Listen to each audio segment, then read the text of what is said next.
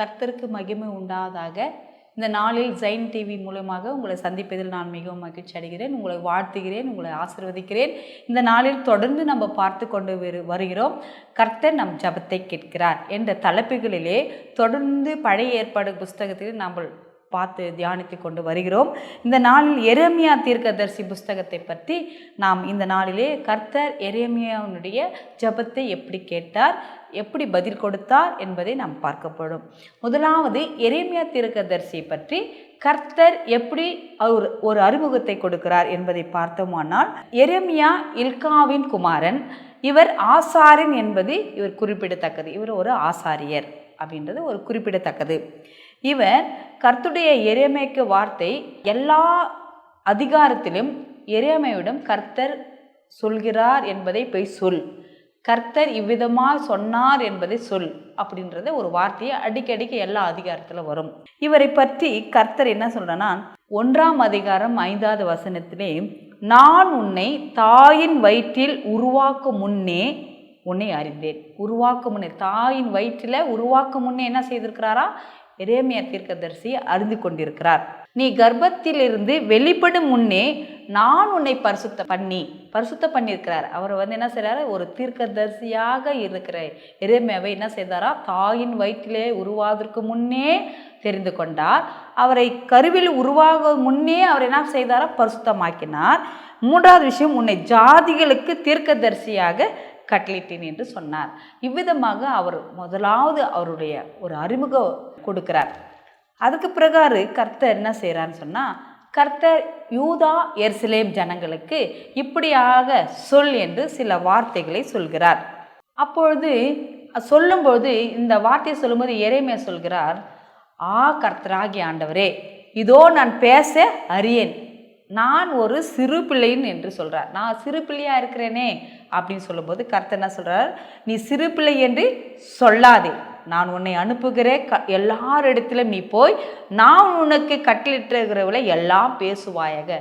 கட்டளையை பேச வேண்டும், நீதியை பேச வேண்டும், நியாயங்களை பேச வேண்டும் என்பது தான் எரேமியா தீர்க்கதரிசிக்கு சொல்லப்பட்ட வார்த்தைகள். பயப்படாதே, உன்னை அவர்களுக்கு பயப்பட வேண்டாம், உன்னை காக்கும்படி நான் உன்னோடு இருக்கிறேன் என்று கர்த்தர் சொல்லி, கர்த்தர் தமது கரத்தை நீட்டி என் வாயை தொட்டு, இதோ என் வார்த்தைகளை உன் வாயில் வைக்கிறேன். பாருங்க, கர்த்தருடைய வார்த்தை முழுவதும் எரேமியாவுடைய வாயில் வைக்கப்பட்டிருக்கிறது.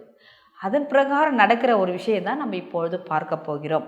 1:17 நீ உன் அறையை கட்டி கொண்டு நின்று நான் உனக்கு கட்டளைகிற எல்லாவற்றையும் அவர்களுக்கு சொல், நான் உன்னை அவர்களுக்கு முன்பாக கலகம் பண்ணாதபடிக்கு நீ அவர்களை முகத்துக்கு அஞ்சாதீர். முதல்ல சொல், அஞ்சாதே அப்படின்னு சொல்கிறார். அதே 1:18 நீங்கள் பார்த்தீங்கன்னா, இதோ தேச அனைத்திற்கும் யூதாவின் ராஜாக்களுக்கும் அதன் பிரபுக்களுக்கும் அதன் ஆசாரிகளுக்கும் தேசத்தின் ஜனங்களுக்கும் எதிராக நான் உன்னை இன்றைய தினம் அரணிப்பான பட்டணமும் இருப்பு தூணும் வெண்கல அலங்கமும் ஆக்கினேன். அவர்கள் உனக்கு விரோதமாக யுத்தம் பண்ணுவார்கள், ஆனாலும் உன்னை என்ன செய்ய மாட்டாங்க, மேற்கொள்ள மாட்டார்கள். உன்னை ரட்சிக்கும்படிக்கு நான் உன்னுடனே இருக்கிறேன் என்று கர்த்தர் சொல்கிறார். அதனால் நீ யுத்தம் வரும், யுத்தம் வந்தால் நீ பயப்படாதே, அஞ்சாதே, உன்னோடு கூட இருக்கிறவர் நான். அதனால் நான் என்ன செய்வேன், உன்னோடு இருந்து உன்னை காக்கும்படி உன்னை ரட்சிக்கும்படி செய்வேன் என்று கர்த்தர் சொல்கிறார். 2ஆம் அதிகாரம் கர்த்தர் நம்மிடம் வழக்காடுகிறார். எப்படி வழக்காடுகிறார் பாருங்க. 2:2 எருசலேமின் செவிகள் கேட்கும்படி விதைக்கப்படாத தேசமாகிய வனாந்தரத்தில் நீ என்னை பின்பற்றி வந்த உன் இளவயதின் பக்தியும் நீ வாழ்க்கைப்பட்ட போது உனக்கிருந்த நேசத்தை நினைக்கிறேன் என்று கர்த்தர் சொல்கிறார். இது யாரை பார்த்து சொல்கிறார்னு சொன்னால், எருசலேமின் நகரத்தை பார்த்து சொல்கிறார், எருசலேமின் மக்களை பார்த்து சொல்கிறார்.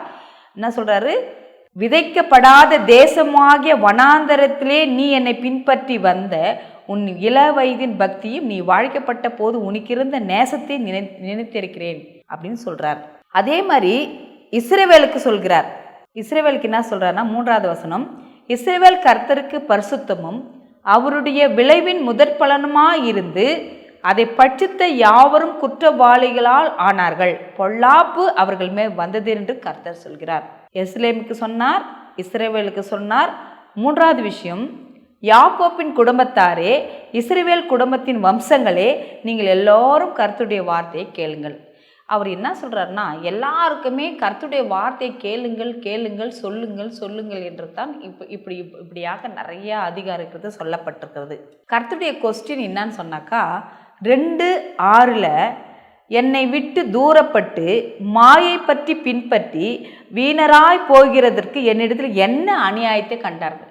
பா, நான் உன்னுடைய நேசன் குமாரன், நான் தான் உன்னுடைய கர்த்தர், நான் உன்னை விலைக்கு மீட்டேன், உன்னை பாவத்திலிருந்து மன்னித்தேன், நீங்கள் செய்த எல்லா காரியங்களுக்காக நான் மன்னிச்சிட்டேன். ஆனால் என்னை விட்டு என்ன பண்ணுறீங்க, தூரம் போகிறதுக்கு என்னிடத்தில் என்ன அநியாயம் கண்டீர்கள் அப்படின்னு கர்த்தர் கேட்கிறார். அப்போது அதில் என்னென்னா 2:8 பார்த்தீங்கன்னா, கர்த்தர் எங்கே என்று ஆசாரியர்கள் சொல்லாமலும் வேதத்தை போதிக்கிறவர்கள் என்னை அறியாமல் இருந்து மேய்ப்பர்கள் எனக்கு துரோகம் பண்ணினார்கள். தீர்க்க தரிசிகளை பாகாலை கொண்டு தீர்க்க தரிசனம் சொல்லி வீணானவளை பெற்றி கொண்டார்கள். பாருங்க, தீர்க்க தரிசனம் சொல்றவங்களும் யாரை வச்சு தீர்க்க தரிசனம் சொன்னார்களாம்? பாகாலை வைத்து தீர்க்க தரிசனம் சொன்னார்களாம். மேய்ப்பர்கள் எப்படி? வேதத்தை போதித்தவர்கள் என்னை அறியாமல் இருந்து மேய்ப்பர்கள் எனக்கு துரோகம் பண்ணினார்கள். கர்த்தரை வேதத்தை வாசித்து மக்களுக்கு அவர் என்ன சொன்னாரோ, அவர் என்ன கட்டளையிட்டாரோ அதை சொல்லாதபடிக்கு வேறே போதிக்கிறது, அதுதான் அவர் ரொம்ப மனஸ்தாபப்படுகிறார். 2:9 பார்த்தோம்னா, ஆதலால் நான் என்ன செய்வேன்னா, உங்களோடு வழக்காடுவேன், உங்களை பிள்ளைகளின் பிள்ளைகளோடு வழக்காடுவேன் என்று கர்த்தர் சொல்கிறார். அப்போது வழக்குக்கு எதுக்காக வழக்காடுகிறான்னு சொல்லிட்டு நம்ம பார்த்தோம்னா, 2:13 என் ஜனங்கள் 2 தீமைகளை செய்தார்கள். எதுக்காக வழக்காடுகிறார் அப்படின்னு பார்த்தோம்னா, என் ஜனங்கள் 2 தீமைகளை செய்தார்கள். ஜீவ தண்ணீர் ஊற்றாகிய என்னை விட்டு விட்டார்கள், நிற்காத தொட்டிகளாகிய வெடிப்புள்ள தொட்டிகளை தங்களுக்கு வெட்டி கொண்டார்கள். இப்போ வெடிப்புள்ள தொட்டியில் எவ்வளோ தண்ணி ஊற்றினாலும் என்ன ஆகும்? தண்ணி கீழே போகும். அவர் ஜீவ தண்ணீரையே கொடுக்கிற தேவன், ஜீவாதிபதி. வெளிப்படுத்தின விசேஷத்தில் இது சொல்லப்பட்டிருக்கிறது. 22:17 அவர் ஜீவ தண்ணீரை கொடுக்கிற தேவன். யோவான் 4:10 சொல்றது ஜீவ தண்ணீரை பற்றி சமாரிய ஸ்திரத்தில் பேசினார். தாகத்துக்கு தா அப்படின்னு சொல்லும்பொழுது அவர் என்ன சொல்றார்? அவர் இயேசு என்று அறியாதபடிக்கு இருக்கும்பொழுது, நீர் கொடுக்கும் தண்ணீருக்கோ தாகம் உண்டாக்கும், நான் கொடுக்கிற தண்ணீருக்கோ தாகம் உண்டாகாது, அதுதான் ஜீவ தண்ணீர் என்று அந்த சமாரிய ஸ்திரத்தில் சொல்றார். இந்த ஜீவ தண்ணீரை அவங்க என்ன செய்துட்டாங்களாம்? என்னை விட்டு விட்டார்கள். ஜீவ தண்ணீராக என்னை என்ன செய்துட்டாங்க? விட்டு விட்டார்கள் என்று சொல்கிறார்கள். அதே முழு மனதோடும் திரும்பவில்லையா? அப்படி திரும்பினாங்களாம்.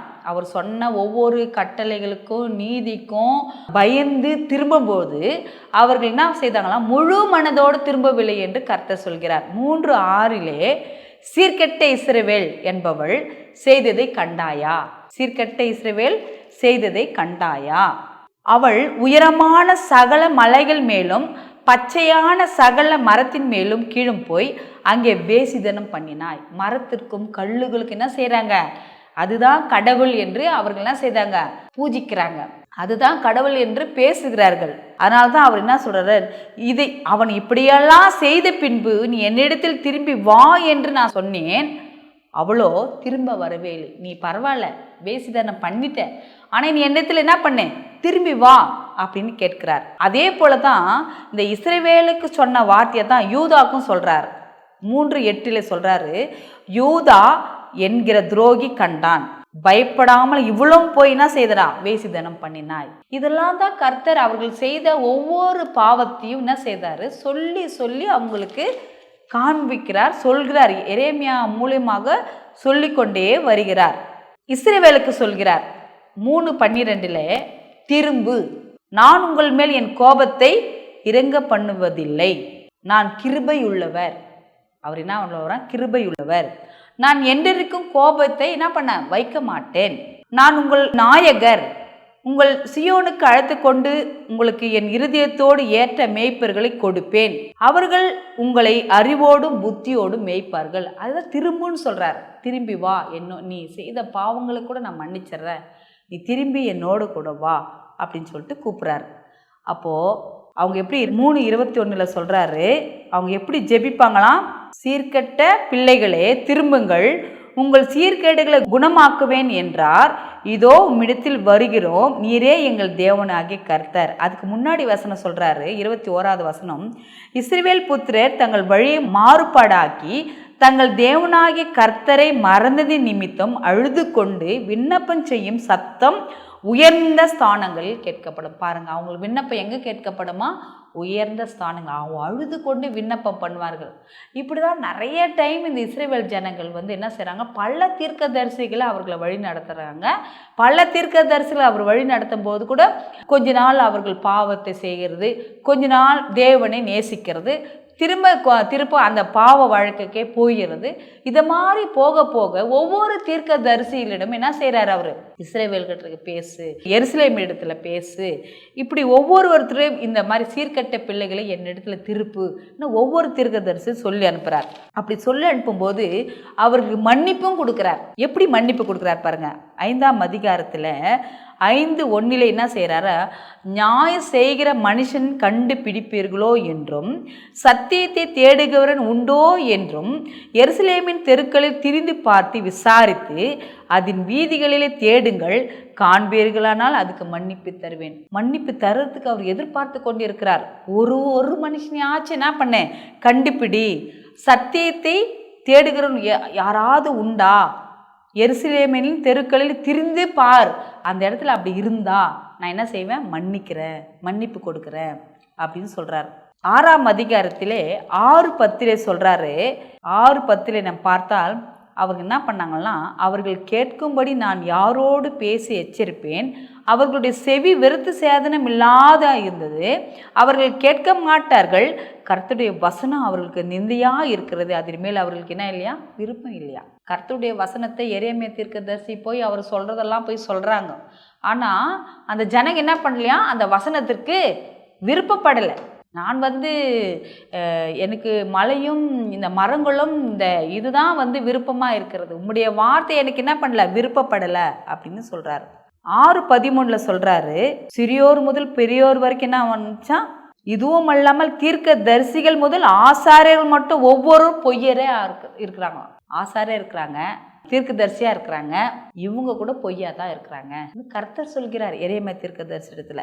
அதே மாதிரி 6:15 என்ன சொல்றான்னு சொன்னா, அவர்கள் அருவருப்பானதையே செய்தின் நிமித்தம் வெட்கப்படுகிறார்களோ பரிச்சேதம் வெட்கப்படார்கள், நானும் அறியார்கள், ஆதலால் விழுகிறவர்களுக்குள்ளே விழுவார்கள், நான் அவர்களை விசாரிக்கும் காலத்தில் இடருண்டு போவார்கள் என்று கர்த்தர் சொல்கிறார். பாருங்க, அவர்கள் விழு இடத்துல விழுந்து போறாங்க. மறுபடியும் அந்த கர்த்தருடைய வசனத்தையே அவருக்கு எரேமியா தீர்க்கதரிசியில் சொல்லி அனுப்பி கூட அவங்க என்ன சொல்ல, மனமாறல, திரும்பி வரல, மன்னிப்பு கேட்கல. இப்படிப்பட்ட ஒரு தேவ வார்த்தைகளை அவங்க என்ன பண்ணல, கீழ்ப்படியில. இப்படி கீழ்ப்படியாத போனதுனால அவர் என்ன சொல்றன்னா, அவர்கள் மேல் தீங்கை வர பண்ணுவேன்.